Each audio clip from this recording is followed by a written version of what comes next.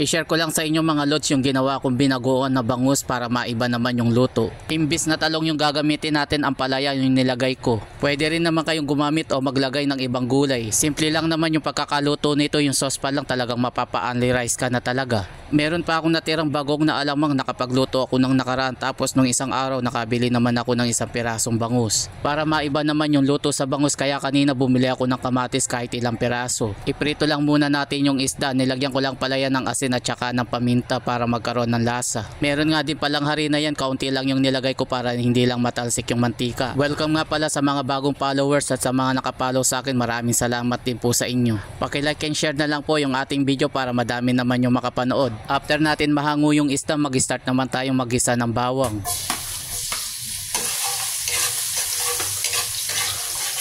Kapag okay na yung bawang, pwede na natin isunod yung sibuyas. Igisa lang natin ng maigi. Kapag okay na at nag-translucent na yung kamatis naman, ang isunod natin igisa. Lutuin lang natin ng matagal, maganda kasi sa kamatis kapag kalutong luto. Kung nandito ka pa rin sa bahagi ng aking video, baka pwede ko naman malaman kung tagasan ka para malaman ko kung saan napapanood yung aking video. Madali lang naman maluto yung kamatis, kapag malambot na pwede naman natin durugin para lalong lumabas yung lasa at yung katas niya. Tapos maglagay naman tayo ng isang kutsarang bagoong na alamang. At saka naman natin haluin, igigisa pa natin ito ng ilang minuto. Habang pinapanood mo ko at hindi ka pa nakapollow sa akin, pakipollow mo na lang ako para updated ka sa mga susunod. At maglalambing na rin ako, baka pwede naman paki-like and share para lalong dumaming makapanood. At saka naman natin ilagay yung naiprito ng bangus. Yung nga palang buntot ng bangus, meron akong ginawa para makain lahat. Sayang kasi kapag hindi nakakain yung ibang laman. Matinik kasi yung buntot ng bangus, kaya maraming may ayaw. Kaya kung mahilig ka sa bangus at hindi mo kinakain yung buntot, next time na gagawa ako ng video, ituturo ko sa inyo kung paano. Sobrang legit mga lod, sayang nga lang hindi ko na i-record kanina. Saktong tubig nga lang pala yung nilagay ko, tapos naglagay na rin ako ng powder na paminta. Ilagay na rin natin itong ampalaya. Ibinabad ko nga pala yan sa asin para mabawasan yung pait niya. Hindi rin naman kasi masarap kapag wala ng pait yung ampalaya. Pero kung gusto nyo talaga na walang pait yung ampalaya, ang gawin ninyo, pakapigahan nyo na lang. Nilagyan ko na rin ng siling panigang para lalong ganahan sa pagkain. At saka ko naman inayos para kapag kumulo, pantay yung pagkakaluto. After nga ng ilang minuto, heto na nga at luto na yung gulay at konti na lang din yung tubig niya. Pakukuluan pa natin yan ng ilang minuto, pahuhupain pa natin yung sabaw niya. Maganda kasi yung parang sauce na lang yung itsura niya. Pero kung madami naman kayo sa bahay at may mga bata nakakain, pwede nyo naman lagyan ng sabaw. Ayun na nga, at nang medyo humupa na, naglagay na rin naman ako ng pampalasa. Patis nga lang pala yung nilagay ko, pero konti na lang. Medyo maalat na kasi yung bagoong na inilagay ko, kaya konti na lang. After nga ng ilang minuto, heto na nga at luto na yung ating binagoong bangus. At saka naman tayo maglagay sa ating lagayan mga lods. At syempre dito na tayo sa exciting part, yung tikman natin yung binagoong bangus with ampalaya.